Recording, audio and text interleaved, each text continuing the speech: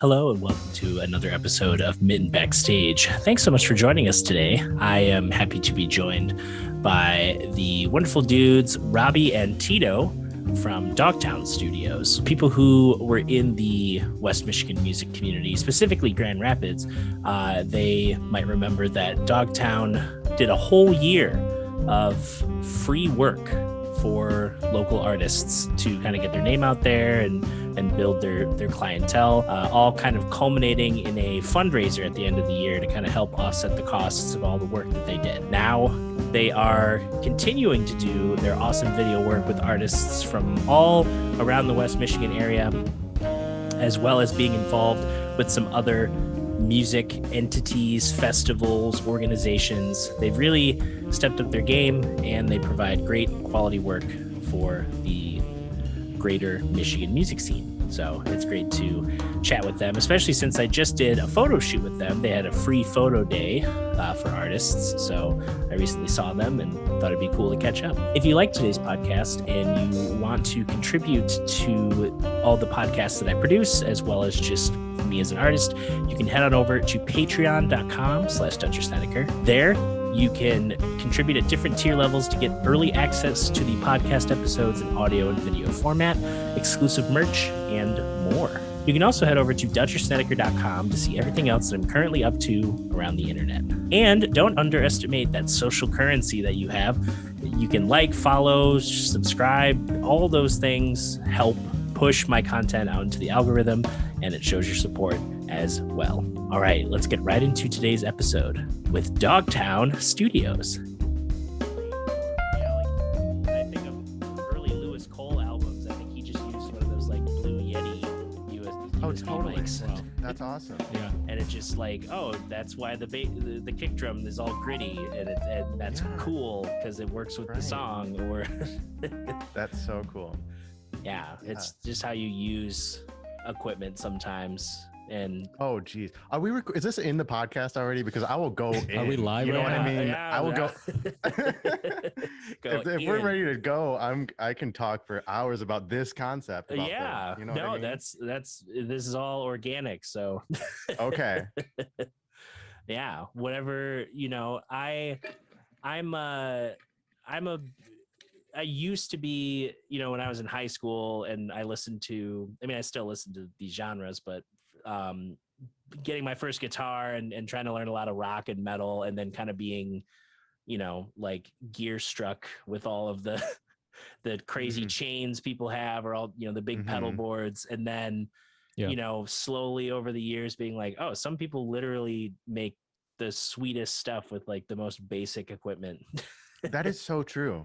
And like, I think about this in so many regards. I think about this before I had the Bass Drum of Death, the album that I was referring to, before I had that as a frame of reference, my frame of reference was things like Georgia on My Mind by Ray Charles, or, by whoever else played it, back in the day. And I was thinking about when I was in high school, that song I found that, and I found Ray Charles in general, and his music, and especially like a song like that, touched, like it did that thing, where it touches you in like this way where it's like, oh, and I think that it's hard to articulate with words, but all of us musicians are like, oh yeah, that thing, that music thing.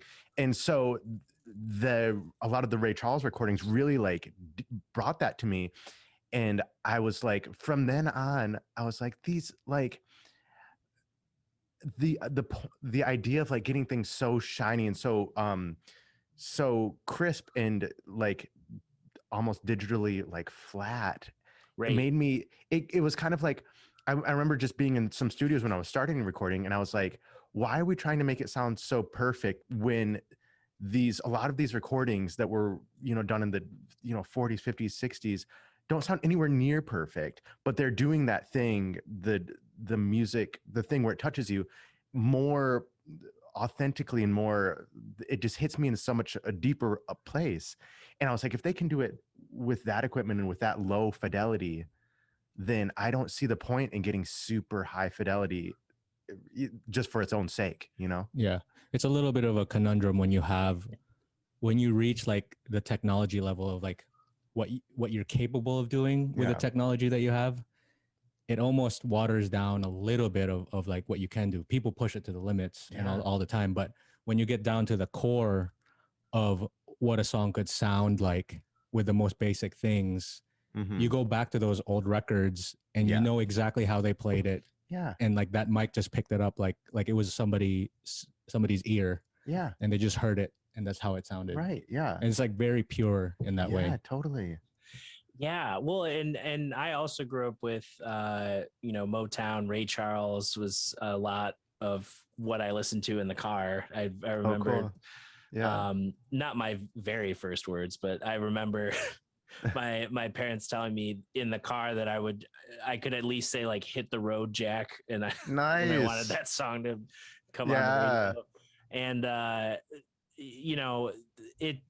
that whole like process too of like Motown recording, the speed of it was crazy. Yeah, seriously. Oh yeah, seriously.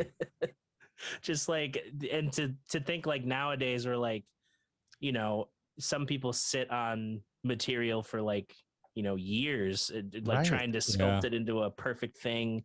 Whereas, in Hitsville, you just have like, all right, this song's done. It gets sent over to B. They're starting to mix it. We're tracking the next song. That's gonna get like just everything kept moving.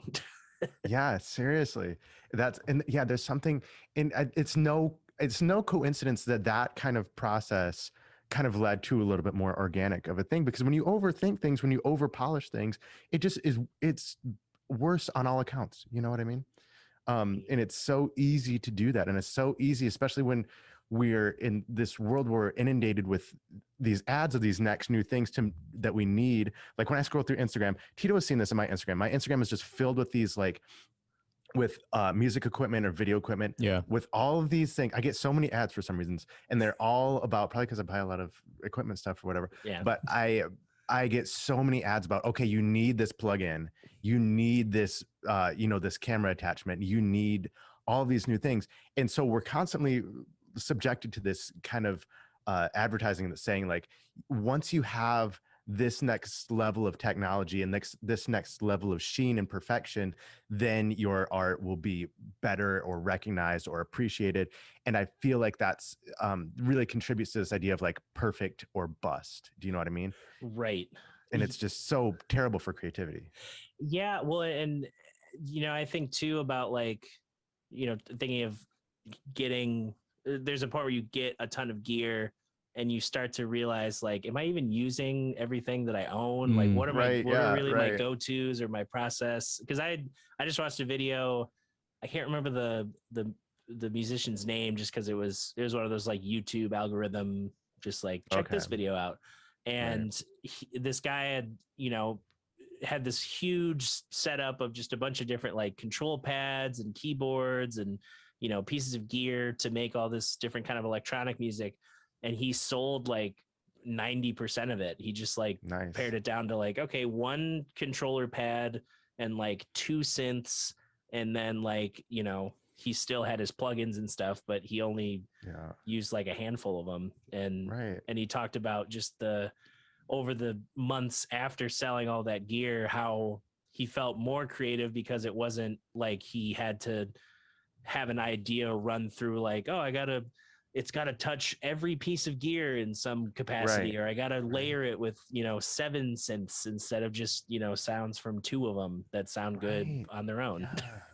Yeah. You're kind of creating those limits within like your creative boundaries. And then you're forced to kind of figure out another way or a more interesting way to like do something. Yeah. And we deal with that a lot. And even from the beginning of Dogtown sessions, like just from where we started from a gear perspective, there was certain limits just because we didn't have as much gear as we do now or whatever. Yeah. But those kind of things helped us be more creative in how we recorded stuff. Oh, totally. Starting with only 8 inputs when you're recording a whole band, you're just trying to capture it, but then also try to make it sound good. Yeah, so seriously. How do you do that with that many inputs? And seriously, when you're spoiled with 50 something, 64, 32s, you can do whatever you want. So oh my gosh, and one camera, like I feel like that's the like case in point. It's like we started using one camera out of necessity because it was like we could only afford one camera. Their cameras are expensive, and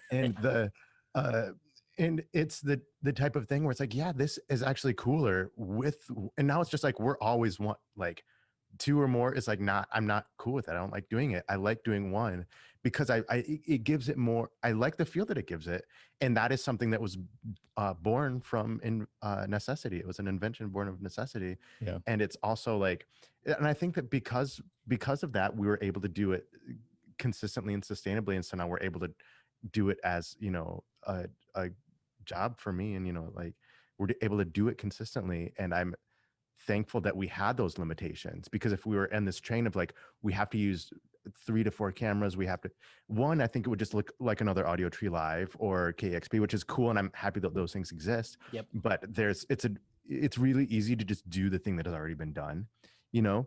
And so the lack of equipment kind of forced us into a different style, which is like I'm just super happy and super grateful for. Yeah, and to do those well, like we've done a couple sessions in the very beginning with a couple cameras, and just like the work it would take for you to color match those 2 cameras. It was like so much more work. Yeah, so it was like, I don't want to do it. Why does it look? It looks way cooler with a single camera, kind of just like, you know, I don't know. It felt better, and it was a really easy decision right away, where it was like, that's the way Dogtown should record sessions. Yeah. It was very obvious. Yeah. Yeah. Well, and even like the roots of Dogtown, like, you know, I don't hear about very many people being like, hey, we're going to do this year of like pro bono work to like get our name and like, that's put right. in all that was effort. Crazy. Yeah.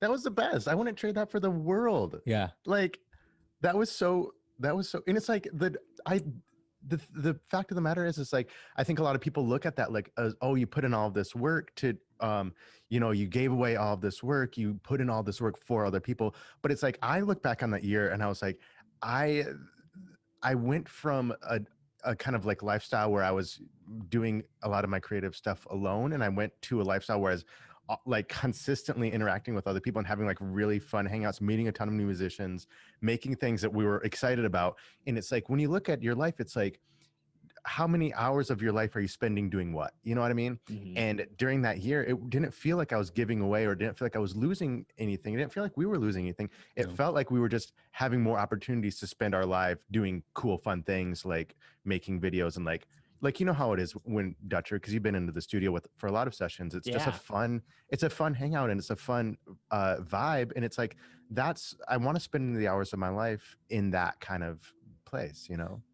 Yeah, it's definitely like, I agree that like having the, you know, having your time spent, and I've definitely been thinking about this over the last year, especially having your time invested in like the people you want to be around, the places you want to, you know, do things in, the type of work you want to do. It's way better than, you know, just kind of doing the same corporate gigs that a lot of other people are doing, or this, you know, those can pay the bills, but I don't, you know, like this year I did probably 50 weddings.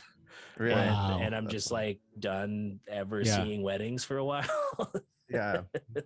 Yeah. I hear that. What that year brought us, we did it for about a year, right? Where it was like about a year, over 50 sessions that we did for free. Yeah. It was like a year that it's going to be very hard to recreate over and over and over, just from like a logistics and like, you know, it's your job and all that stuff. Yeah. But it brought a very nostalgic feeling of before, when art and stuff was just a thing that you did for fun rather than you worrying about how to monetize something. Yeah.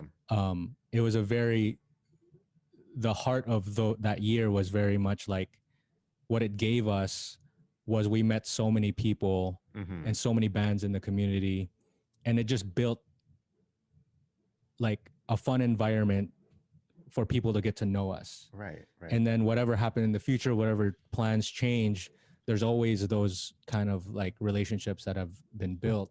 Yeah. That like foundation of how we can do stuff right now. Yeah. That foundation was like, I wouldn't trade that for the world. Yeah.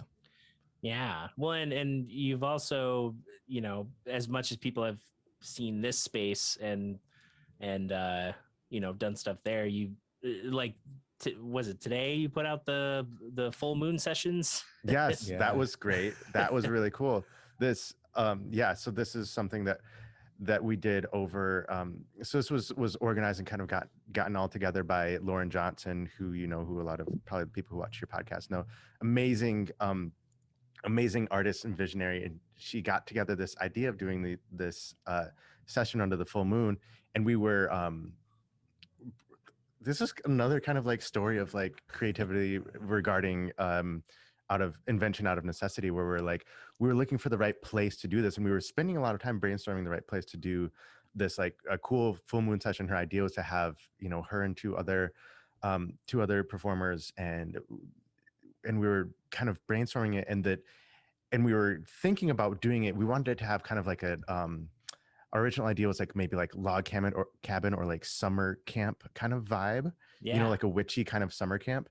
And so we were our original ideas were like, okay, we need to rent out a summer camp or something, or a place by the lake or something. And we were kind of running into some dead ends, and we're like, this doesn't feel exactly right. And anyways, long story short, we ended up deciding to try it in her garage. And because she has a cool little like, if you've seen the videos, then you've seen her garage, and it's a really cool small space. And what we did was we're like, okay, we're gonna go over there a few nights before and just set up stuff, just set up lights and see how it works, and just test out this idea. And I'm a really big fan of the band OK Go. Are you familiar with them? Oh, yeah. You know them, and they've done all the amazing videos. music videos. I absolutely huge inspiration So for sure. And they have an amazing TED talk about their idea of like of having a sandbox for your ideas. And so the kind of long and short of the TED talk is like you create an area in which you can experiment. You create an area to see like, okay, like what works, and try stuff out and see. And that's how they got the treadmill video or whatever. Their sandbox was treadmills. We're going to put treadmills in a room, and we're going to play in that sandbox. We're going to play on these treadmills and see what looks cool and see what would work in a music video. And so we did the same thing with Lauren's garage, where we're like, okay, we have this huge space. We're going to shine lights through windows. We're going to set up a few lights and set up a fog machine inside, and just kind of have a night pre-shooting a rehearsal night ahead of time, just to like test out whatever ideas we can. And it was like the type of thing where it immediately clicked, and we're like, this is it. There's so many cool things that look amazing in here. And who would have known, like just in a small room, a small garage. And so actually tomorrow we're going to post a little clip of our rehearsal where, because it was like, we just had a few candles set up in the middle, and I had stuck a light behind Lauren. I was like, okay, just sing the song, and I'm going to see what looks cool. And as soon as I turned on the camera, I'm like, this is it. You know what I mean? And it was like so on that the thing that we're going to post on our Instagram tomorrow is just a clip straight from the camera of her singing in right after I said, okay, just sing something. And so she went through a verse of the song, and it looked so good in camera that I was looking back through it, and I was like, we have to post this. We have to put it out, because even with no editing, with nothing, it was that type of shot where it just had, just knew. It just had something, you know what I mean? And so it was the same thing with Emily's. So Emily Petersmark recorded a video, and Hannah Lane. And those two videos were through with this blue a light like that, a big light that we shone through the window, and it looks like a really cool moonlight. And that was a similar kind of thing where it's, the right combination of a few simple things, the moonlight, the little fog or hazer that's in the room, and the candles. It's like, that's it, nothing more. And if we had like more equipment to like light it better, it would have been worse. Do you know what I mean? Right. And it's like the necessity, the lack of excess is what made those things cool. That's what I've always admired about like the process here of our sessions and stuff like that, because we don't try to go over the top with everything. Like, imagine if you guys didn't lock yourself in the garage and tried to figure out a solution. Right. You could have spent hundreds of dollars renting a camper. I know, and it would have been so much worse. And it would have been like really cheesy or and something. It would have been so much more pressure too, because it's like, okay, pressure's on you. All have this to money. You have like this many hours, and then your clock is ticking. You know. Yeah, but like if you work on the fundamental like things that look good, like lighting and just mood, and then top it with like a really great performance. Yeah, it's not gonna matter if there was a camper in the back, you know, like it's that performance.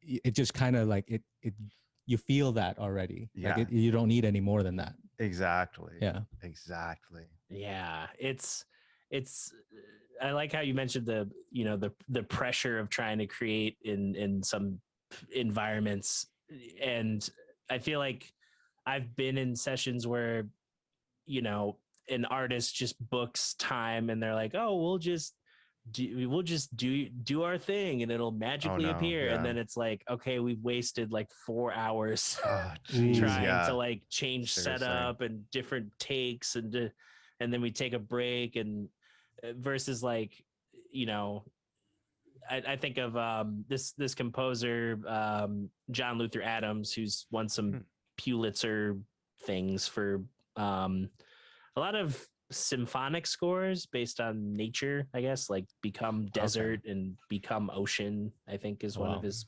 tunes. But he when I heard him talk about, you know, he was putting out his like biography at the time, and he talked about how he loved, like, even though, you know, all of his pieces were premiered in like, you know, New York or bigger cities, he lived in like a small town in Alaska, and he would spend a ton of his time there and wouldn't really like, you know, he wasn't like thinking, all right, I gotta work with this group, so I'm gonna rent this thing, I'm gonna fly to this place, I'm gonna go to this studio. Like, those opportunities were there, but a lot of his stuff was written in like this little cabin that he had on his property that he would just, you know, walk a short distance from his house. And I think of like, you know, with how last year was trying to figure out how to turn, you know, this place into a usable space or a more, you know, utility focused place for creating things. I realized that I was trying to force it when it, you know, it wasn't really going to work. Like, this works, but for all the other stuff, it's like, okay, I can't really, you know, I share this house with 2 other people. I can't really just plug in and do things whenever I want. Which is what spurred me to get the office at Third Coast. Cause as soon as I started doing stuff there, I'm like, oh, this is perfect. I don't need to ask for, you know, like quiet. I don't need to ask for time. I can just, you know, I can leave whenever. I know how to lock up the building, so I could be there till 4 a.m. if I really wanted to. Which is important. Yeah. It's like, at no point do I have to, you know, disrupt the flow of that, or try and, you know, like not book studio time there and feel that pressure of like, okay, I only have a day in the studio. It's like, nope, I have an office here, so at any point I can, you know, play around with a microphone or try this idea out with recording. Or that's so important. So it's like there's times like that, and then like the Lauren's garage being a space that's like, it's like, okay, we have this space and it's free, and then suddenly you're like, oh, it's all of our ideas come together much better in here than they would if we tried to recreate a set somewhere else. Seriously. Yeah, and that would, like, if you wanted to do like the set kind of thing, you could do it, but it's a lot more resources, a lot more time to really do a well thought out thing. Sometimes it works, and like we've done sessions remotely and it worked out great. But sometimes when you have a strict idea of like what you want it to look like and feel like, sometimes simple is like the way to go. For real. That strict idea kind of mindset is very intentional, like, of what you want. Right? Yeah, it can be very harmful to creativity, I think. You know what I mean? When you're like, it has to look exactly like this. And this is, once you have like a right and a wrong, then it's like, that's, you know, that I feel like can be very stifling to creativity, because it becomes all about like, how do we make it more towards this hypothetical right? And it kind of shuts you off to these possibilities of like, oh, well, maybe that's not right or wrong, but it's weird and it's cool and it's different. You know what I mean? And I think that that's kind of where creativity lies, is in that world of like, this isn't right because no one's done it before. And it's, you know, and that's why it's creative and it's cool and it's different, you know? Yeah. And so that it kind of lies outside of these categories of right or wrong. Yeah. I think of like Ben, I think it's Levine, Ben, either Levin or Levine. He plays in a group called Bent Knee. And he, you know, over the last couple years has picked up a side, like it started as a hobby and now he does, you know, he's done work for like, you know, Tim Heidecker and some other things, but he picked it up like an animation, you know, hobby. And he makes these like, you know, a thing that you look at and you're like, I've never seen anything like this. And I like it, and I can't figure out why immediately. Yeah. And like, that's great. It's like seeing stuff, just people trying things, and you're like, I didn't know I liked or needed this. Yeah. Until I saw this. That is so good. It's so different. Like off the wall things like that are so good. This reminds me of a thing that, Dr. You maybe have probably heard this. It's a Jacob Collier quote where it was just like a clip that I saw of him at a master class or something. And he's, he gave a kind of little part of his talk or whatever about like the long and short of it's like, there's no wrong notes. Yeah. That, like there's no, like, if you're playing a chord, there's not a wrong note. And he's like, if you think it was a wrong note, it like, maybe you just lack confidence or something. It's like, just like play it and like really go for it. And like, if you're confident about it, then it's right. And if you're like insecure about it, then it's like, oh, that's not cool. But but it's like, there's no wrong notes. I think I've just seen unconfident ones. Because there's certain, especially with him, like he like finds a home for every single note. Yeah. Like he could play whatever, but like, yeah, I think I remember, was it confidence that he said? I forget what it was, but it's or oh Jesus, kind of embarrassing. The YouTube title of the video that I saw was like, there are no wrong notes, you just lack confidence. Is that, and so that's basically most of what I'm communicating is from the YouTube title. But his, you know what I mean? He said it a lot more articulately than that. Yeah. Yeah. Do you know what I'm talking about? You know what we're talking about, right? I think I saw that master class because it might have been the same one where he demonstrated like, you know, I think he was playing like he was playing in C, but then he started phrasing like an E major thing over top of it. And, you know, it sounds like weird and out, but then the way he resolved it, you're like, oh, that's what it's just, instead of thinking like, you know, writing down all the theory of like, oh yeah, this moves to this and this is why this works. He was just like, this is just tension, but I'm thinking of it in a simple way of like, what happens if I put E major against C? What does that sound like? Yes. Yeah. And it's like it's not a wrong note because he's resolving it at some point where it makes sense in context to the whole phrase.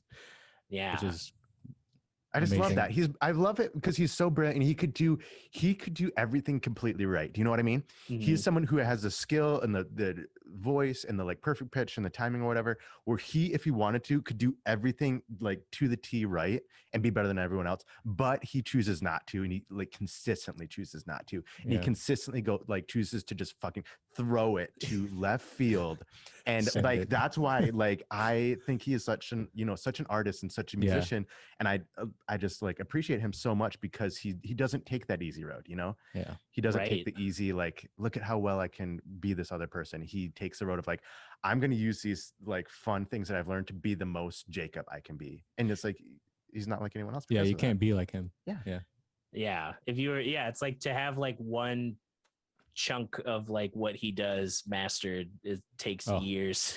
Right. Yeah. And then even then it's like by the time you get to the point where he, like, oh, finally I understand how to do, I don't know, 12 voice harmony with singing and making it into a video grid. And it's like, okay, Right. now he's in, the fourth dimension. Like Right. Yeah. Right. he's Yeah. gone beyond just orally listening to music. Now you can taste it or something. Right. Yeah.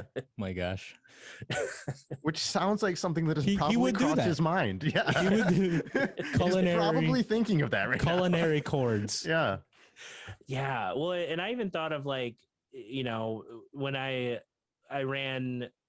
was running monitors and lights for for Cosmic Knots show at Founders, and like I can't remember which part of 2019, but it was 2019, and just the simple connection between like, like Tom likes to tune everything down to 432 because there's the whole universal pitch argument, and I've heard of this. It's like 444. Yeah, 440 is like there's like a thing people have a vendetta against it. Yeah, can you explain that? Because I don't know it other than it exists, but please explain this. Well, and as far as I understand it, and I'll probably have Tom on before the year's done and he can explain it better, but as far as I understand it, it has something to do with like the natural frequency of like the planet and the natural tunings of like something to do with like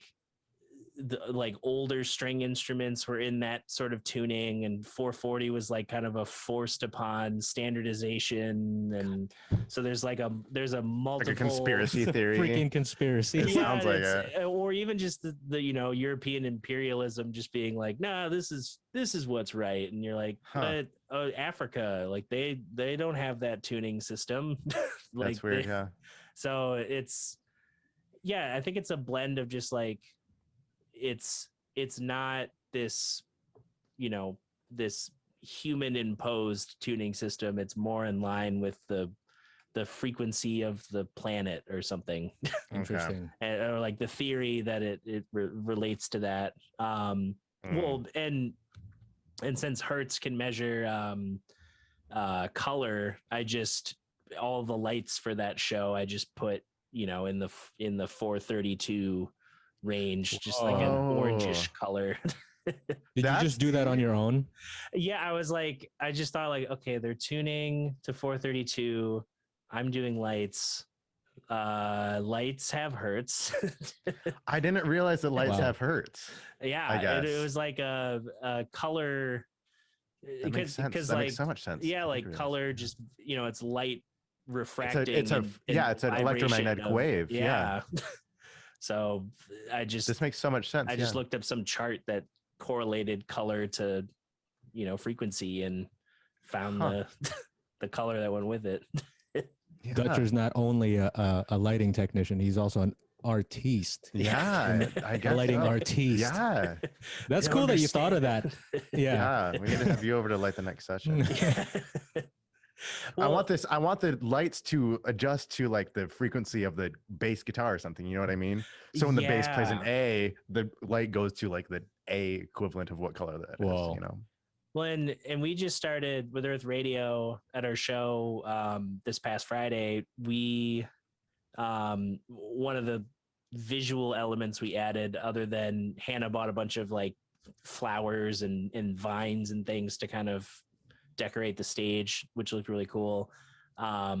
We also have been using we started using the IZ, which is a video synth from Critter and Guitari. Oh yeah, does Pink Sky use? I know Pink Sky uses Critter and Guitari stuff. I don't know if they use that one, but I think they have one of those. Yeah, that's cool. And that's sweet. And it's like it has like a bunch of preset and editable backdrops and patterns and things, and the input I guess the input can be MIDI or audio, and then that affects the visual, either like how it moves or the color, and then there's knobs that you can kind of use to change other parameters on the fly. Wow. And I bought a 50-foot HDMI cable to run it over to the projector. And I just thought, you know, I for the next show, I want to try having like an aux from the board, just the whole band just in an aux into the video synth. Ooh, yeah. Ooh. So if like, That is the great. drummer's taking solo, we can see what happens on the screen. I love that. I love that video synth is like a thing. It's like such a more common thing, in that I just love that this is becoming more of a thing. Yeah, there's cool. there's a couple other companies. I can't remember the names of them, but this channel I check up on here and there. What is it? Look, Mum, No Computer. Oh yeah, that British dude. Yes, he's brilliant. Yeah. Yeah. So I know he's talked about some more sophisticated video synthesizers with like way more, parameter editing on the fly and crazier display options. But yeah, it's cool to see like, it's like an advanced version of like the visualizer you get on iTunes. Yeah. It's like a cool screensaver. It does create an experience. We were at an art prize and we were watching that DJ. Yes. Oh yeah. Totally. And we were like in a trance, like, cause he had like really cool graphics in the back that kind of, I don't know if it responded to his music, but it was cool. But like their visuals animation add so much to music that like seriously it enhanced it so much more that we were like, like we were into it for sure. Yeah, we were like, oh, you should make something like that. I love that stuff. I just like the visual aspect of music. I think that I used to kind of shut myself off to that. I used to kind of be like, oh, you just like your music speaks for itself. And like when I was, starting in bands or whatever, I wouldn't really like care about what I wore. I would just be like, you have to be authentic and just wear your jeans and your t-shirt or whatever. Yep. But I'm just the more I go through life, the more I'm like just so excited about visual aspects of music and about how music is like an auditory thing, but not just that, and it's these the visuals, the video sense, the animations that this DJ were using they're just such a part of it, and it changes the way that it hits you, and it changes when you look at it, when you look at the artist and we see like, I don't know, it's just it can hit you so many different ways based on how it looks. Do you know what I mean? And I think that I used to take that as like, I used to take it as a point of pride to like not be vain, not be quote unquote vain, and not care about how you like look too much and care more about your music. But I think that has since changed for me now. I see it as more like your look and your aesthetic. These are just artistic things that you can be artistic about and be creative about. And these are just open avenues for creativity and expression. And it's not that you're trying to change them to fit into a mold where you get more commercially successful. It's like they're ways that you can express yourself creatively, and there are ways that your music can be enhanced and changed, just through the visual medium. Yeah, all those decisions are part of that creative. Yeah, it's all part of it. It's all part of the same thing. Yeah, I think of like an artist that really helped me understand that, because I'm from the same thought of like, going to music school and a lot of the concert attire was just all black and just very great like example. Basic and not really a lot of self-expression. So I wasn't really used to like exercising that muscle of like, how do I want to look on stage? Right. And Toby Nwigwe, this, I don't know how long he's probably been involved in other projects on the scene, but his personal art is like, it all started with like right off the bat, everyone in the video of this like mint colored set, like everyone was in mint, like clothing, mint backdrop, mint furniture, mint instruments. And, it was like his whole family was in it, like his wife, other family members producing beats, playing instruments, his kids running around. And then as other videos came out later that weren't in that kind of mint aesthetic, there was still like, oh, the dancers are all, in purple in this field juxtaposed with like, okay, Black Thought, he's the guest and he's dressed very like, you know, regally because it fits the thematic material he's you know, he's talking about. And you know, just those little things of like, okay, they didn't build this like dilapidated building, they just happened to like find this cool space to like film something in, and a field. And there was just, you know, very simple choices of, you know, the dancers are going to have this look, and it accents their movements, and then the people who are stationary are going to have like the most elaborate clothes because they don't have to, you know, jump around a lot. Right. And it was just cool seeing like that kind of thematic stuff expressed very intentionally, to the point where like I think I've seen him in plain clothes twice. Oh, really? Like everything he posts and does is like it's in the wardrobe of how because he keeps saying he wants to live his art, so everything oh, that's there. so good. I love that. This reminds me of this other concept that it's not a finished, polished concept in my mind. This is my first time kind of talking about it on a thing, but I'm going to kind of put it out there because I think it's really applicable. Yeah. And I want to like just try to articulate it. But this idea that I've been thinking of is like, we're all designers. Everybody is a designer of in its you have these different mediums that you use to design this this kind of aesthetic, if you will. But that can be, and I think that music is you can design the aesthetic and the feel of the music, and music is such a subtle thing, but it's such a kind of like foundational element of design that it can completely shift something one way or the other. So if you're watching a movie or whatever, the soundtrack of it, if the person walks into a room and the soundtrack is like ragtime jazz or something, right, that it can completely change the aesthetic, can change what that scene feels like. Or if they walk into a room and it's scary music, it completely changes. Same scene, same right. colors, same everything, but it completely changes it.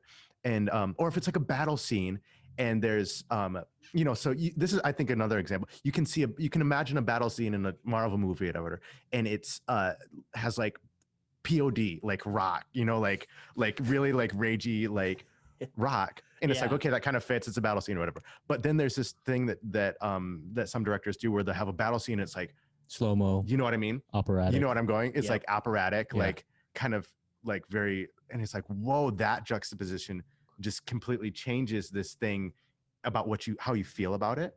And so I think that music can really be that was a fundamental. It was a design choice. It was a design choice. Yeah. And so the way that I'm kind of conceptualizing it now is that we're all designers in that our job when we collaborate with one another. So like our job when we're collaborating with the musicians is not to try to just make a video or like, oh, okay, you do the video part of it. The idea is that to sync up our kind of designs. And so when we have a band come in, we're constantly thinking of like, what is this band's vibe? How do we translate that visually? And how do we as designers try to like sync up with what they're designing in the audio world? Do you know what I mean? Right. And I think that I'm just really like enthralled with this way of thinking about it now, because then it kind of makes more sense of the change that I'm having regarding the idea of what you wear and how you present yourself when you're playing music. Because it's like, oh, okay, the how you present yourself is just another way that you can create your design. You know what I mean? When you're designing your music, you can just add these other levels of design onto it, and it's a fun way to be creative and express yourself. And so just this is an idea that I'm really trying to figure out right now. Yeah, and when you're collaborating, it's so that those design wavelengths, for it to sync up, it's so intuitive that like, right, when it's happening, but you also know when it's not happening, right, right.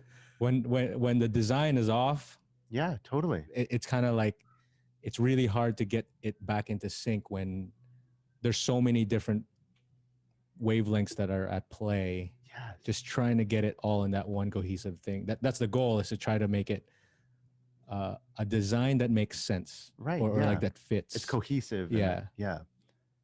That we're all going for the same thing. Does that make sense? I think I get what you're saying. I think I understand what you're saying. What do you think, Dutcher? Does this make sense to you? Yeah, I agree that it, you know, we're all designers, especially thinking like different, you know, when different art forms come together, it sometimes there can be that, you know, if it's not as explicit as like, oh, it's a dance company and this music was written for dance and now they're dancing to that music that was already pre-written and pre-choreographed.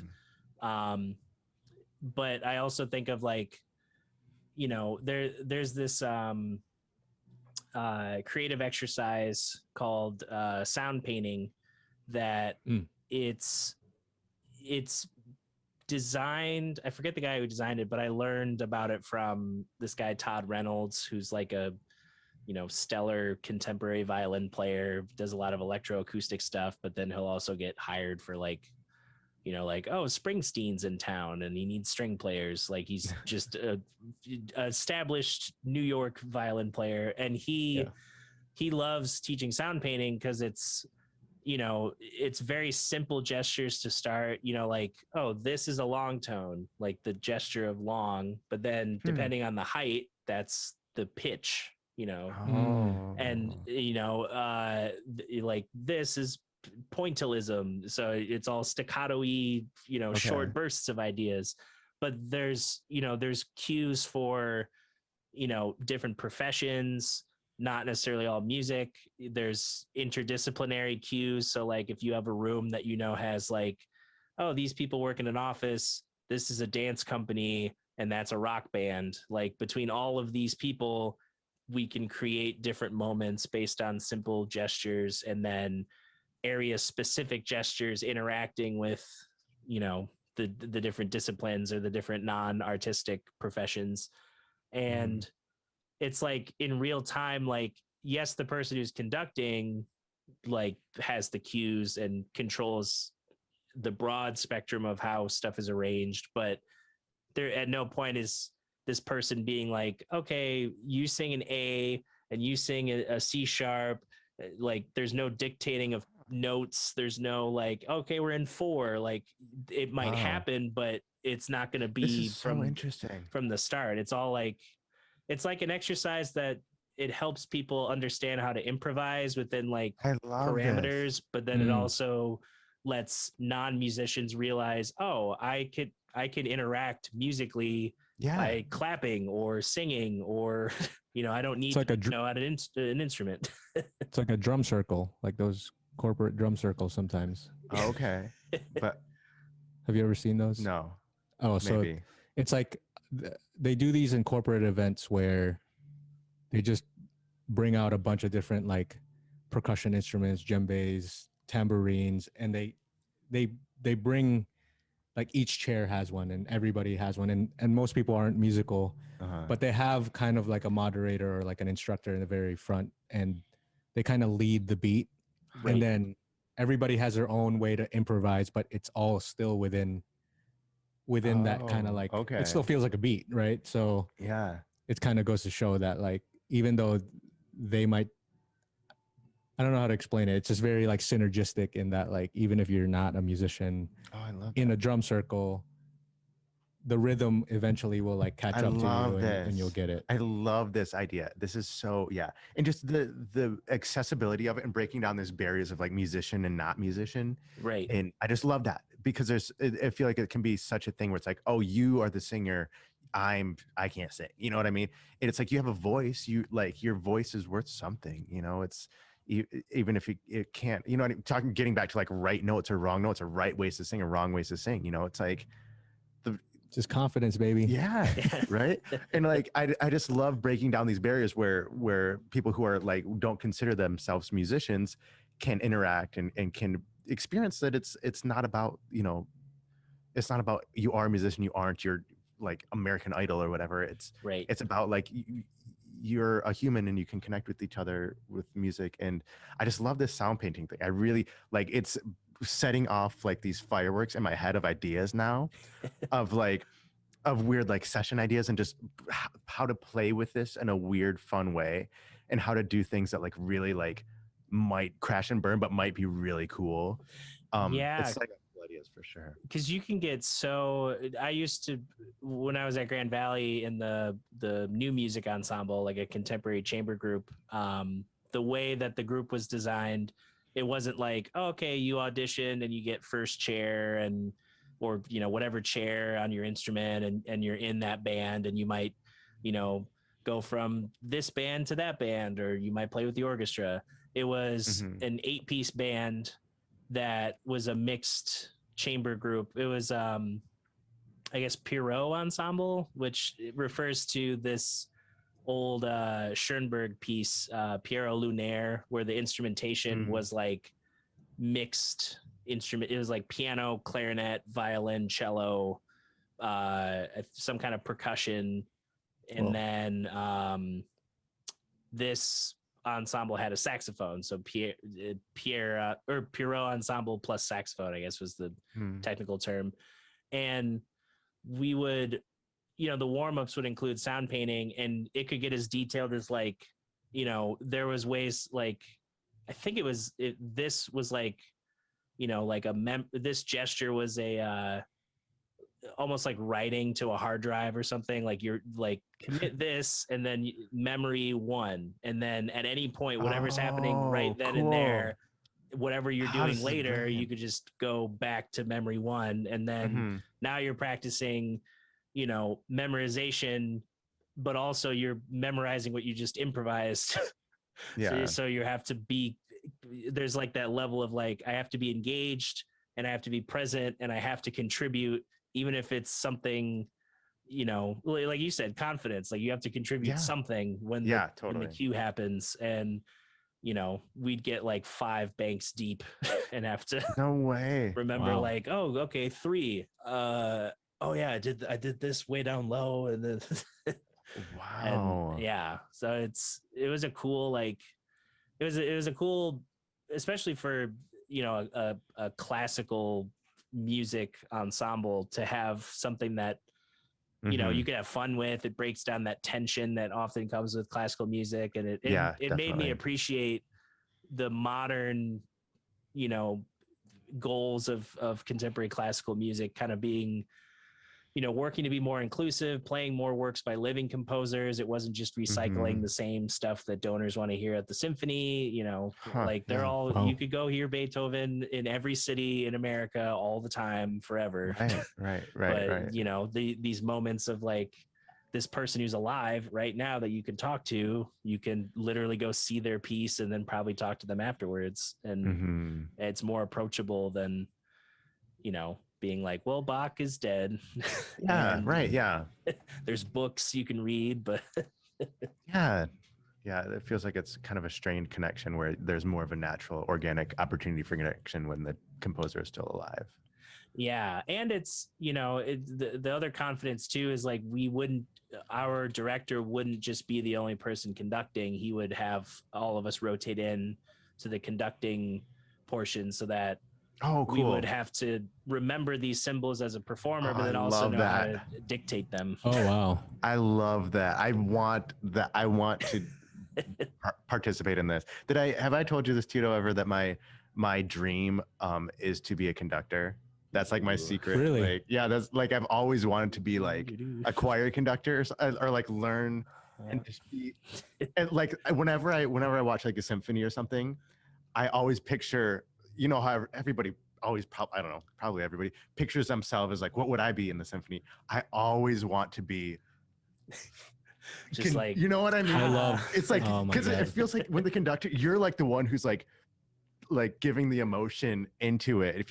If you're listening on the podcast, I'm like making this like fist motion of like what I would want for like a very intense part of the song. I love that. So it's an amazing feeling, because I had moments like this. Because he was the drum major in our high school. Back when I peaked in high school, I was a drum major. Yeah. And when you're a kid and you're like full of yourself, and you're the conductor. Yeah.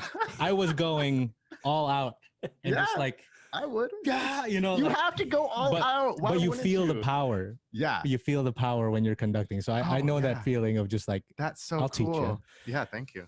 It's like that. You already I'll had just like go half. You already had half the moves there. Yeah. Yeah, that's it. Yeah. I'll go around and just start conducting. See who plays along with me. Yeah, the conductor that made me appreciate how detailed you can get with conducting was this conductor I worked with, Brad Lubman, who originally was a percussionist, and at a young age he was kind of picked out by Steve Reich to like, you know, Steve Reich saw him conduct one of his pieces, and he's like, "Hey, you should conduct all my pieces," because he, like, the percussion background, it made him like uniquely, like, there some of the pieces we were playing were like, you know, the band is like, all right, we're doing a lot of like 4 against 3 and then 5 against 4 and then 7 against 4, like weird like polyrhythms all the time. And he could, like, you know, keep the normal, you know, 4 subdivision and then keep the other subdivision. And do 7 with the other hand? Yeah, and then like in the middle of that be like, you know, like trumpet, and just like immediate like get the hits in these weird polyrhythms. Incredible. But and it was all followable too. It wasn't like just me being like, wow. It was like you could understand it, which is they're also weird. Like trying to communicate, right? So there's a level of anticipation when it's not like they're just performing on the one. Right. They're trying to like coax something out of you and communicating with the whole like orchestra or band. So there's the timing aspect of it, then also like sub-level communication the subtle with like an anticipation. We inquire when we were in school. We had a choir conductor, Mr. Degner, who was really influential for us and really cool, and I always still to this day like picture the way that he would tilt his head. You know what I mean? Yeah. Like we're doing this motions, you know, right, like now. he wants you to get intense pretty soon when he's just like, you know. Yeah, and I still do his like motions, like when I'm like dancing along with like songs. I'm like that is like when it like goes into a part where just the harmonies are solo or whatever. I don't know. I those things can be really impactful for how you perceive and how, especially as a musician, for how you play the note. Yeah. You know? Yeah. It's like it reminds me, or I think of it like, you know, instead of steering like a car, you're steering like a cruise ship where you have like, you know, the destination and you've got, you know, X amount of bars to prepare for that next arrival point or this next, and you're like, all right, we're going to start turning now, but you won't really see it until I start doing that. Right. Yes. That's a good metaphor for it. That's a good move right there. When you're doing this and you're that feels so good. Yeah. Apparently I got, cause you have to take an intro course in your undergrad for conducting. And I got a C+ because I was apparently too stiff. I didn't know how to like there's more like fluidity that I guess at the time I was just too tense or stressed or trying to be like I have to do it right. Right. That's interesting. I'd fail that class because in like marching bands it has to be very like rigid. So you could see it from like far away from the whole field. So like the flowy thing doesn't really happen too much for marching bands from what I'm used to. Yeah. That's crazy.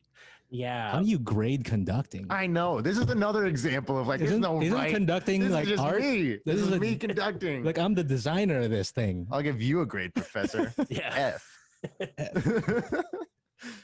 Yeah. I can't even, it was seeing how it was graded, like in the, you know, the report sheets or whatever. It was almost like, is this even real? Like some of these categories are like, seem very like opinionated and really like factually. It was like, you know, like I guess being more fluid helps be more relaxed and I don't know, something with how it's telegraphed to the ensemble. But yeah, like a drum major, you have to be rigid because there's so many. It has to be very clearly defined. So like, that's it can't be wrong if it's Yeah, because like woodwinds on the other side of the field is not hearing the same thing that they, because it's Oh, bouncing wow, from yeah. everywhere. So you have to look at like the Wow. person in the middle going like this, going where the Yeah. one is. Wow. Yeah, I hadn't thought of that. yeah. And meanwhile, you're Cool. just trying to play your part, and then also like making sure you're doing the right steps to make Yeah. whatever shape. Or Jeez. Yeah. Wow. Yeah, I mean, it begs the question too, like, where's the balance of learning the fundamentals, Mhm. but then also like breaking yourself from the Right. fundamentals? This is So it's like yeah, when that's such a you're good when you're point. talking about your conducting, yeah, there's probably a level of fundamentals that you should learn, and you could probably be graded on that. Mhm. But at what point Yeah. do you go, I got it, time for me to be a designer Yeah. of this like thing Right. to coax something out of like an emotion out of a performance? How do you, Right. you know, That is so true. or is it all has to be technique? I don't think so. No. Yeah. No. Boo, technique. Boo technique. Boo. Dutcher, where did you go to school at for music? I went to Grand Valley for my undergrad. I did a classical undergrad there, and then I did a jazz master's at Western. Oh, Oh, wow. okay. Awesome. What was your experience? Do you feel regarding like technique versus like, because I sometimes feel like I wish I knew less theory, because sometimes there's like cool garage bands. Like my friend Luke from the Susies he's not a theory person. He came at music from this place of like, I want it to sound like this, and he's able to make really amazing garage music, and it's very raw sounding. Yeah. And yeah, I don't know if you're familiar with the band Susies, but they're great, and they just have such a cool sound. And sometimes I'm like, I wish that I didn't think about things in terms of like, oh, that's the one. You know what I mean? Oh, this is a 1/4 progression. I would rather kind of just come to it in terms of like, because I think that kind of has sometimes in my experience blinded me to be like, oh, I want to make this vibe Right. and make it have this. And I think that sometimes I feel like I just kind of wonder how much the technique has helped and how much it has kind of like hemmed me into a certain box of playing the same things. But do you ever have that kind of feeling with, with what you've learned in school? Yeah, it can definitely feel that way sometimes when, I think of like classical music where the room for interpretation is like much more narrow, like Right. how things are phrased, how things are, executed, on a technical level.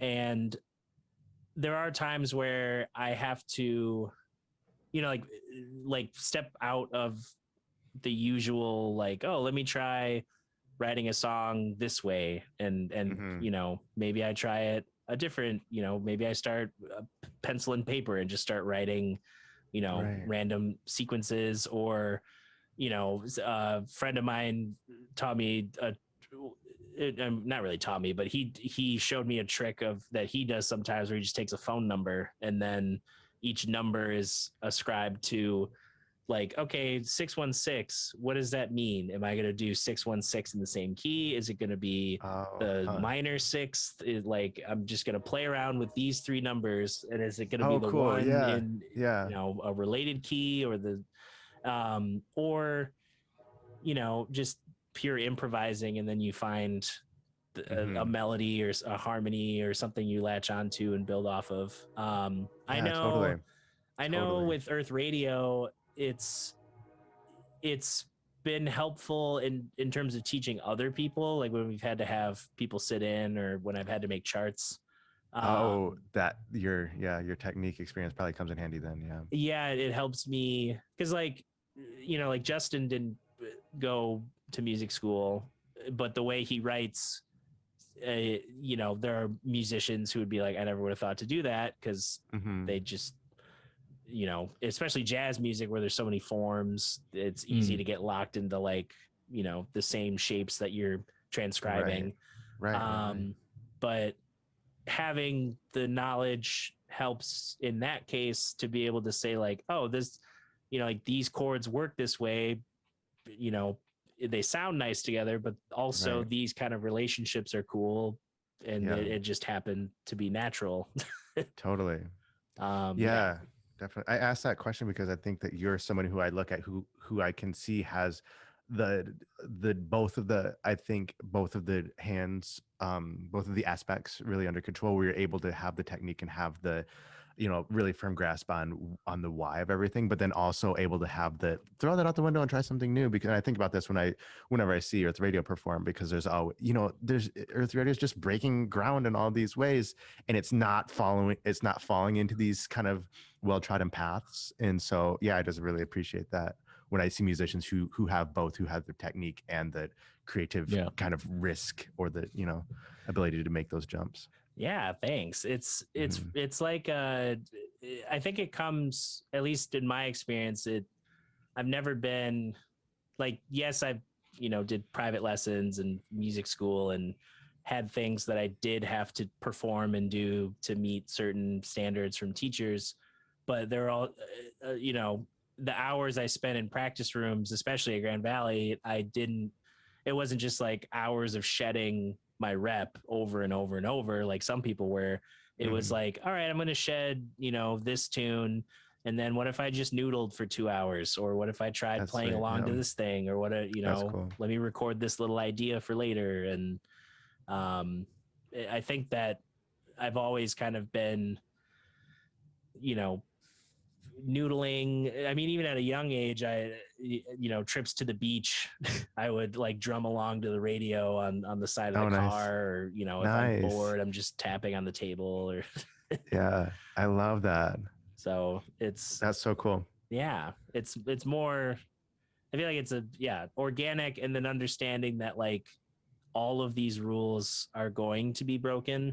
Yeah. And then everything I keep, you know, like metal is a great example, where like so much of metal is untrained in terms of like the theory aspect of music, and they're writing stuff that you're like, I didn't think of that. How is they don't even know what scale they're doing. They're just playing it at a blinding speed, and it's, just ripping. Right. Right. This idea, this is okay. This is another example of me talking about things that I really don't know about, but I've like seen a good title. And so the like thing that I want, that it reminds me of, is this like Buddhist idea of like a beginner's mind, which I know is like a Buddhist concept, like having a beginner mindset. Other than that, I'm not like the qualified person to talk about it, but it, like, I think the term itself speaks for itself, where the idea of just being able to continually come back to that beginner's mindset.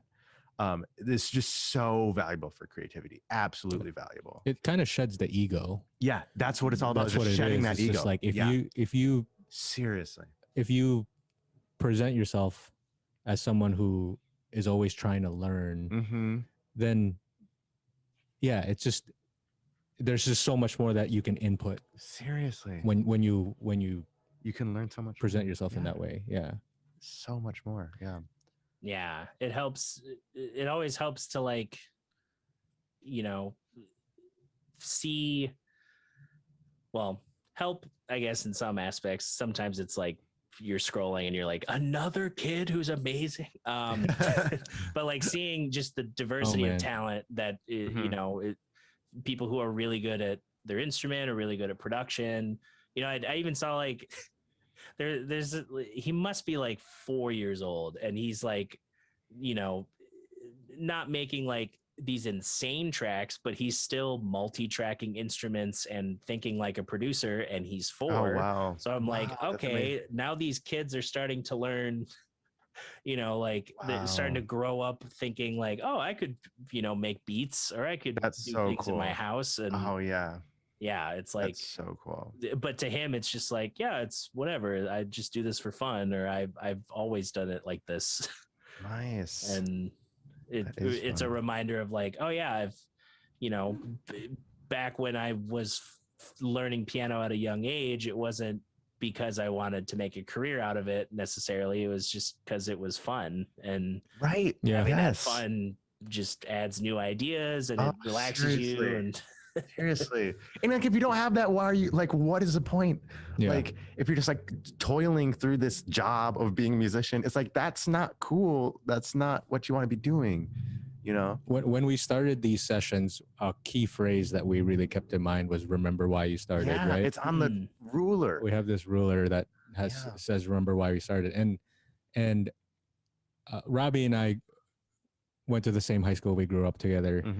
And one of the very like things that kind of really brought us together as friends was like I purchased like a 16-track multi-track recorder, and that was like our first experience together of like recording music. And there was no training, there was no school for it, there was just us messing around. You had a little Korg Korg keyboard that we would like record beats on, and it was at that moment the world is your oyster. It's just like, you know what I mean? How do you do this? Oh, I don't know how to record that. Let's just play with it. And you stumble onto something that's good, and you feel like the king of the world at that moment, you know? And it's like, it's just this thing where you're able to kind of stumble onto things and be like, this is what making music is like you're doing something and something comes out and you're like, wow, this is exciting and fun. And like just maybe a few things changed from the last time I pressed these keys, but something changed, and now I press this chord and it sounds like a song. And it's like that spark of creativity that's music, you know what I mean? And it's not like, oh, I have this. It's not like, you don't get that when you have an album that comes out and it's like super successful and you get a lot of shares or whatever. That's a different type of that feels good, but in a different type of way. And I think that's a very important distinction. Where that type of like magical, like we're making something and this is cool and exciting, is that like, I don't want to ever forget that. You know? Feeds your soul, and like it feeds a certain part of who you are. Yeah. And it's, thinking of how many times either I've heard it from people who they've had to shed this thought or this line of thinking, or the people who are giving advice. It's like, whether it's like the gear or education or something, there are some people who get hung up on those type of things, like, oh, I can't make music until I have this in my studio, or if I need to get a degree in it before a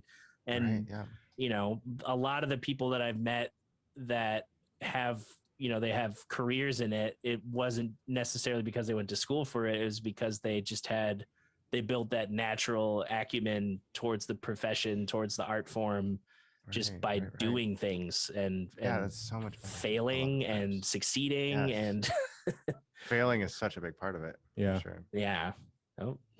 And as my camera goes out of focus, see? My camera's failing. Your camera's like, I can fail too, watch. I'm just an old Logitech C970 or whatever it is, C920. That is so true though. I feel like I'm guilty of that sometimes too, being like, oh, well, once I have this piece of equipment, then I can actually, I feel like that's so insidious. And now that I have the office at Third Coast, I've run out of that thought process. It's like, until I have, oh, you mean I have hundreds of thousands of dollars of equipment I can use? Now you got to make it work. Now I have to practice these things. For real. It's also realizing as much as there are goals, like I want to make an album or I want to make a video, like, and then the process that leads to that happening, there's still the giant arc of music or in art in general as a journey. Like there's no there's no like very few people have reach the top of like I'm sure even like Quincy Jones would be like, no, I want to do this still. I'm still got this. Seriously. And I'm sure that he probably, like, back to the beginner mindset thing, I'm sure that if you were to ask him, he probably has all these things where he's like, oh, I'd love to learn that. Like, I don't know anything about that. I have to learn that, Whereas I see it's like, you're Quincy Jones. What, like, what else is there? You've done everything. You've literally done everything. Like, that documentary, I just seeing everything laid out. Seriously. That is top 10 everything for me. What is this? Quincy Jones documentary. Is it on which? I don't know. Netflix maybe? I think Netflix. I don't know. Okay, it's I'm gonna so check good. that out for sure. I really was inspired by that documentary. Because if you were just to list like just like, oh, he's arranged music for all these, all these different people, produced some of the highest selling albums and artists, but also has, created, like, he was a producer for like Fresh Prince and Mad TV and like all, like, he's just been How in all crazy these is different that? parts of culture. How crazy is this? Like the person that arranged the horns for Fly Me to the Moon by Frank Sinatra also like was in there when they were making the Fresh Prince rap. Like, like this is that is a career right there. Yeah, it's like those, or like Herbie Hancock, like he's often nowadays known for, like, if Robert Glasper's in the studio, he's got like Terrace Martin and some of the other newer crew that's in the jazz realm but doing other kind of fusion elements. Herbie's also showing up to the studio because he wants to, maybe he wants to learn about a new keyboard, or he wants to hear what they're doing and record a solo, and just like always learning something. I love that. I just want that to be my life, Going back to Jacob Collier. Yeah. There's a video where he teaches like music theory or piano or something like that to different levels of education. Oh, okay. And he goes from like a 5th grader to like a college student to Herbie Hancock. Oh, no way. Have you seen that video? Yeah. Oh my gosh. It's just like, can you imagine teaching Herbie Hancock? Yeah. Like, like what? I have to say to you, like, yeah. But he's open. I bet. Like, that beginner mindset. Oh, I bet he is. Is why he's so prolific. Cool. Yeah, that's amazing. When you said something, Dutcher, about the about like this like musical journey, the arc of your musical journey, that really set something off, a spark in my head where I'm like, that is a really good way to put it, because it's like I saw this quote recently where it's like what you achieve by attaining your goals is not as important as who you become by pursuing your goals. And I'm like, this is like my artistic journey. Do you know what I mean? It's like, when I was younger, I thought it was like, oh, you get to you get this goal and then that's it. And like, but now it's I just see that as such a naive way of looking at a goal. And I see it as so much more of like who I've become by having a relationship with music, the friends that I've made, like the people that I have in my life, because I've chosen to pursue music and to pursue art, and the lessons that's taught me about risk and about bravery and about what you value and what's worth valuing. The process of who you become when you're pursuing music is so much more important than any goal that you could ever achieve by winning a Grammy or a certain number of followers or a certain hit on the Billboard charts, for whatever that's worth. Nothing, That's such a great reminder. I love that, because it's like, for us, like people who are driven with goals and like different ideas of where they want to go or whatever, it's like this moving target. Yeah. And you're always like, you're never satisfied. Yep. So like once you hit that goal, you're like, okay, cool. I got that time to like reinvent myself. Right. But have you ever thought about who you've become in that process? Like that's a way better way to metric. So much better. Yeah. In like, to see how much growth there was actually, rather than like I've achieved this. It's like, oh, I became, through that process, I became. Yeah. Who said that? Did you? Robbie Fisher quote original. Nothing pretty much that I've said has been Robbie Fisher original. It was my yoga studio posted it. Beautiful. Am Yoga, Grand Rapids, best yoga studio in town. There's art and everything. Yeah, they're great. They're brilliant. They're artists. They're brilliant. They're designers. Designers. Yeah, they're brilliant. So yeah, I love that. That's cool. Isn't it so good? So applicable. Yeah. Well, and I even think, because sometimes when you say like, oh yeah, I watch a lot of YouTube, sometimes it's like, okay, are you like, what kind of YouTube are you? were you at the Capitol in January? Like right. Kind of yeah. YouTube? Oh man. Yeah. Like, but they're, seeing people who, whether it's like, Marquise Brownlee, like going from doing tech reviews in his parents' or like his room with like a cheap webcam to like having this sweet new studio and like He's the getting to best. talk He's to great, yeah. all the folks, or Oh. you know, like the Game Grumps, like, oh, it's two dudes on a couch, and now they have there's two dudes on a couch playing video games. That was the start of it, and now it's like they have, you know, 4 different live events, like a game show format that involves art, you know, animators and artists. They have like, you know, 2 touring bands. They started their own touring company, so they facilitate other Wow. YouTubers going on tour. Wow. They have an indie game development wing. They have, No you know, way. like all these things spawned out of like 2 friends on a couch and like 4 other people working as editors and helping with like merch and Yeah. so That's so cool. it's like not limiting yourself to just, you know, like, oh, you know, if I had went back in time and been like, hey, yeah, keep studying classical because that's what you're gonna do, you're gonna be a classical pianist. It's like, no, like there's like 100 classical pianists in the world that are like killing it, and then everyone else is like they have a combination. Like I talked to a pianist the other day, Emil Pandolfi. His whole career is like, you wouldn't know him on the street and you wouldn't, you know, you'd be like, oh, he's a great piano player, but he's made a solid career in commercial music recording. He just does a lot of solo piano arrangements of, you know, like Great American Songbook, popular music, movie soundtrack stuff. And he, you know, he's put out like 30 albums because he's like in his 60s, I think. Wow. And you know, you look him up on Spotify, he's got like 500,000 monthly listeners. Like most of his songs are like, you know, 1 million, 2 million plays, and he's just made this niche as like, you know, recording all these songs that people recognize and enjoy, but having his own arrangement spin, and then building that audience through like first through tapes in gift shops and then CDs, and, you know, selling like hundreds of thousands of CDs, and just every step of the way not being like, oh, I want to be, you know, I want to be like these classical pianists. It's like he just carved out his niche that he's comfortable in, and he has a sizable audience, but you know, he's not like a Beyonce. He's not being harassed on the street just for moving.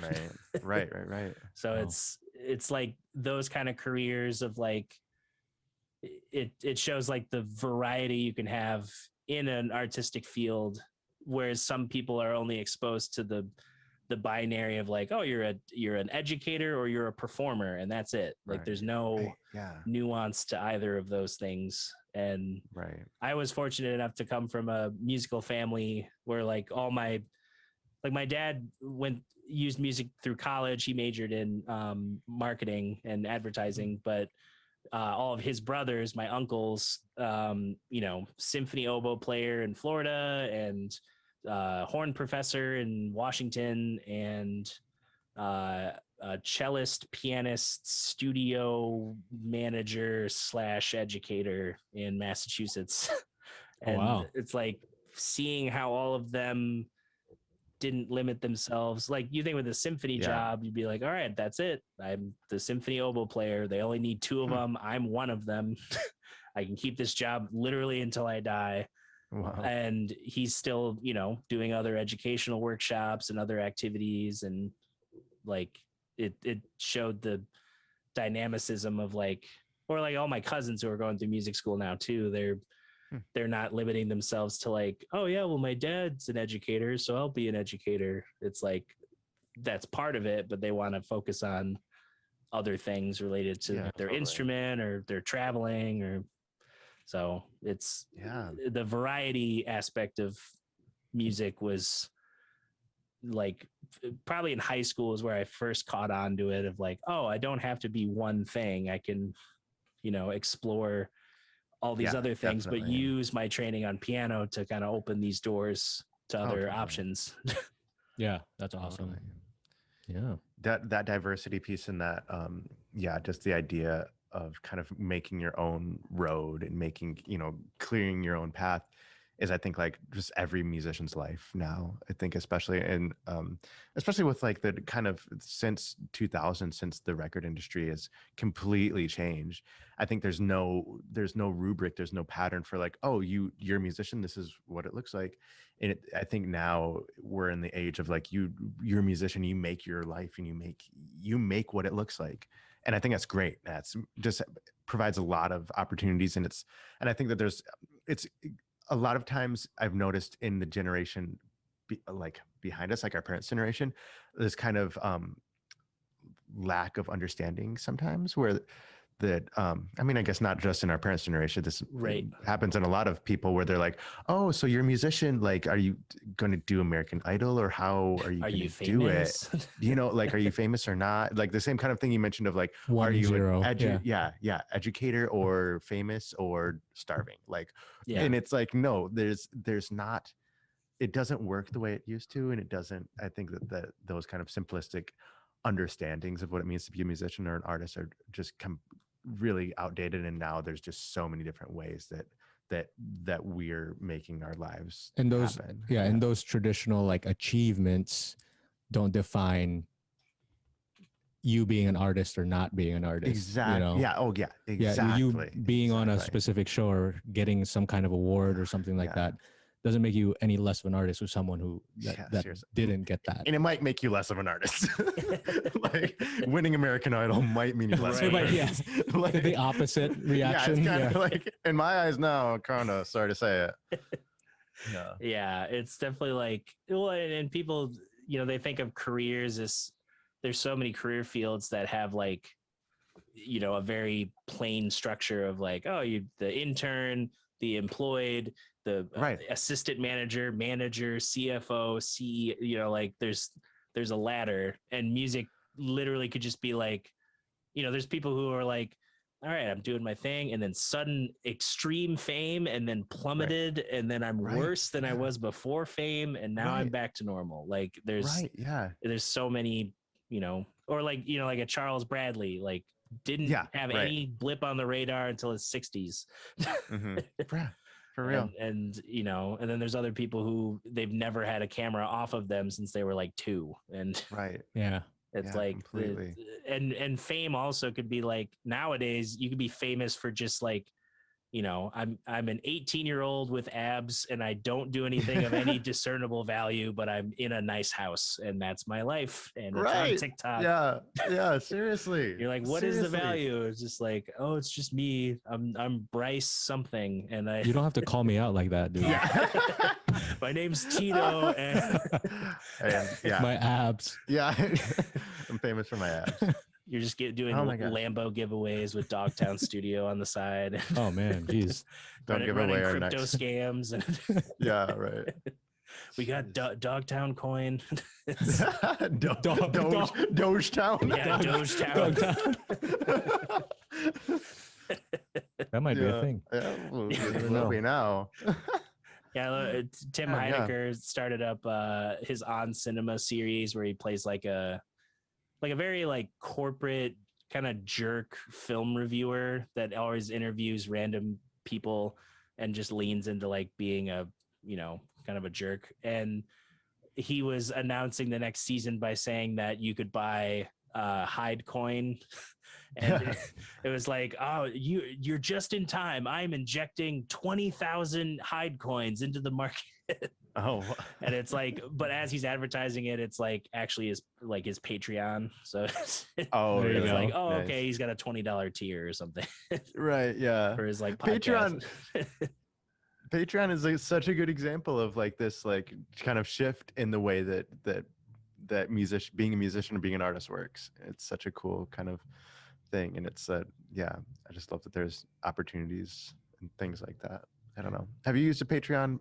You have a Patreon, is that? Yep. What has your experience been with that? Are you a fan?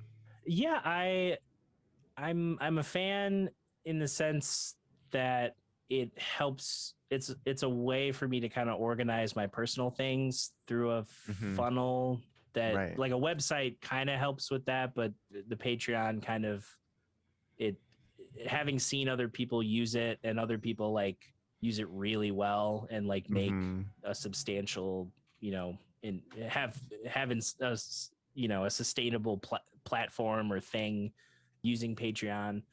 I've enjoyed it.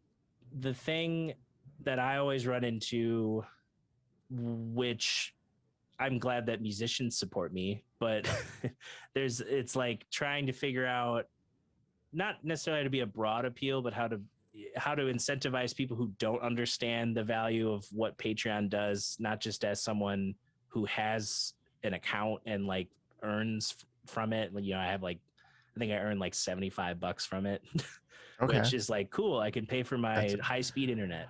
Right. Fair. Yeah. And the people that invest understand the platform, and all except 2 of them have Patreon accounts themselves. Right. So I like that it's kind of focused things through a lens, and I'm now being more open to like, all right, if I'm going to throw things at the wall and see what sticks, like I'm, thinking like, oh, okay, I'll go back on TikTok where it seems like everything is the Wild West right now and you could literally do whatever. True. Yeah. And then the more long form curated style stuff I can put out early for patrons to see, and, build that sort of community of like people who are directly invested get to see things first and enjoy that kind of space together. But I'm also not the best. I can make, like goofy ads or goofy promo. It's the infrastructure of everything working together. I know is going to take time for me to understand how to like if I do a thing, put it out into the world, how are people getting connected back to the other ways they can support? And there's so many different avenues. You don't want to overwhelm people, but you want to give them options. And I'm thinking, with the podcast, since a lot of them are longer episodes, like getting to the point with the Patreon where I can hire like another person to just make clips. Oh yeah. And like just, seeing how those are like little hooks that you can, for real. Bait for the larger content or trick the algorithm or. Yeah, you can get a lot out of a long form thing like this, just with those shorter clips, just to get people interested in maybe listening to the whole thing. Yeah. And realistically, like what I should be doing more, which I'm doing it for the next month, I'm having more interviews done in advance so that I can get them edited sooner and out sooner, and scheduled sooner. And then in that gap of like, oh, I don't have, 4 interviews or something in a week, I can take a chunk of time just to like do internet housekeeping with the content, or like start making clips, or, budgeting my time in other aspects. Since after a year of doing this, just about, I'm more comfortable with like how, my simple stream of like, all right, I get it here.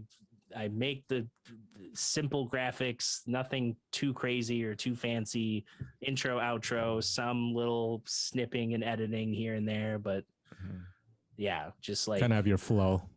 Yeah, because I went from like, what's a video editor to I kind of know how to use DaVinci, but not super, I don't do the like color editing and stuff, but it's also like there's a level of like DIY that might be endearing for a first year project. Definitely. Yeah, for sure. For sure. But yeah, I've enjoyed Patreon for the there's support through it.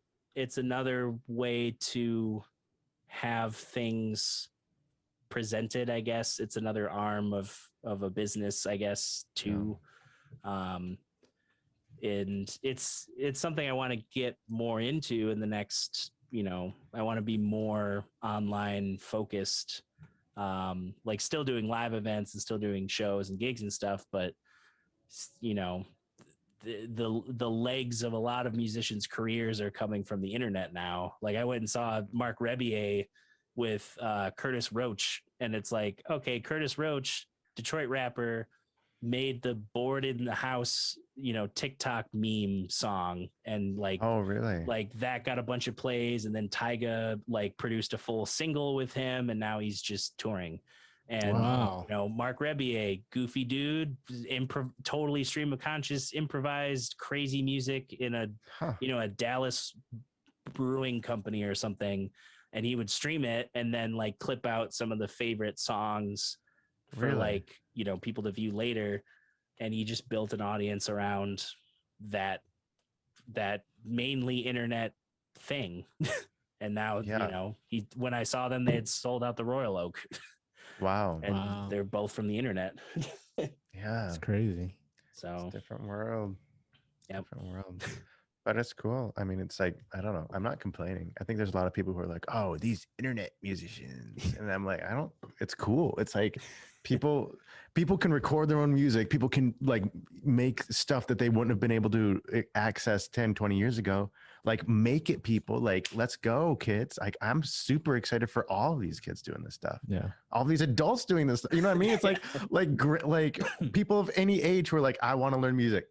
They can do it now. And it's like, you have the access to the recording stuff. You have the access to, and it's like, yeah, it's all so much more democratized. And it's like, I'm all for it. That's awesome. Yeah. I'm all for people learning and just seeing what tools they have available and making something happen, because there's always some cool story behind like Bill Wurtz is a great example. He's you look up his video, his most viewed video is the history of the world, and it's 132 million views. And he made that with like Sony Vegas from like 2009, and like a MIDI keyboard from the early 2000s. Awesome. I love this. Is that the keyboard where he like sings kind of like along with it? Yeah, it's like he writes a lot. Like he makes music, and then he does these like super detailed, aesthetically pleasing, like in his own like stick figure-y, clip arty, weird I think filters. I know what you're talking about. Yeah, that's awesome. And it's all just like it's like so well timed with the arrangements too, that you're like, this guy put in a lot of work. Yeah, totally. Wow, I love that. The only time I've seen him outside of those videos, I think he did like 2 interviews on YouTube, like one podcast and then one shorter form video, and then he was playing drums in a Scary Pockets video once. Oh, sweet. So it's like, this dude's literally just has a living from spending months on these crazy YouTube videos. That's cool. So that's awesome. Yeah, lots of paths. Lots of paths. Yeah. Well, yeah, this was an awesome chat. Yeah, that was fun. Time thank you. Flew by. What was that, like 2 hours? I know. Yeah, I'm looking at the time. I'm like, this doesn't feel like it's been that long. I would see like, long form podcasts and be like, oh, how can people on these long podcasts do it for like 2 hours? And I'm like, oh, okay. But you realize you get on a flow and it's just kind of like back and forth. Yeah. Boom, boom, boom. Yeah. Which is awesome. I love that. It's been great talking with you. Yeah. Where should people find, your Dogtown studio, so that's already a good start. Type that in somewhere, but what should people check out? So I think just the best is to go to dogtowngr.com, or on Instagram it's at Dogtown Studio. Right. And the Instagram is probably the best, our most used social media. So just at Dogtown Studio, or just type in Dogtown Studio on YouTube or wherever. Yeah, and I know we touched on it a little bit, but are there any of your personal music projects that people should also check out? Ooh, yeah, well, you say, well, Tito, if you just search for Tito Mendoza, there's a lot of stuff that comes up. I just put out a new solo project called Moon Lava that I'm really excited about. There's just an EP that just like recently, like last month. So check out Moon Space Lava. As if he wasn't doing enough, doing all this Dogtown video, that like all the content that you see, that's just like keeps pumping out videos. And then he also just does a side project, like no problem. We have to, you know. Yeah. It's fun. You have to do fun things. It's awesome. You know what you I guys mean? should check it out. Thank for you. sure. I appreciate that. I want to do shows and stuff with Moon Lava. I just have to get a band together to do it, because it was just a recording project. So, which is fun, and I like doing it. But I also really like just playing with folks. And so I would love to make it into a band that does shows and tours and that kind of thing. But as of now, it's just an EP. So check it out. Yeah, and I'll put all the YouTube in below, and then where we end up everywhere else, all the links. Yes, thank you. I appreciate that. Well, thanks for having us. Yeah, seriously, that it's was really fun. really cool what you're doing. It's a great conversation. You're really good at facilitating that type of thing. Oh, thanks. Yeah, you guys made it easy too. Just a lot of things to chat about. Yeah, I'm so happy that we did it, made it happen. Yes.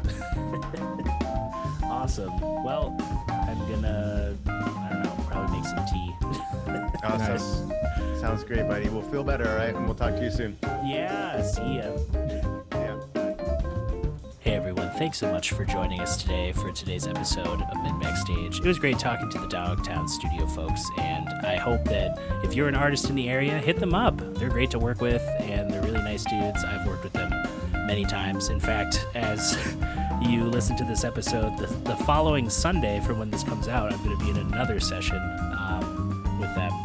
So they're just as busy as any other of the hardworking entities. Doesn't matter how new they are, doesn't matter how long they've been operating, they do great work, and you should definitely hit them up. Check out their website, check out all their socials, and we'll catch you next week for another episode of Mitten Backstage.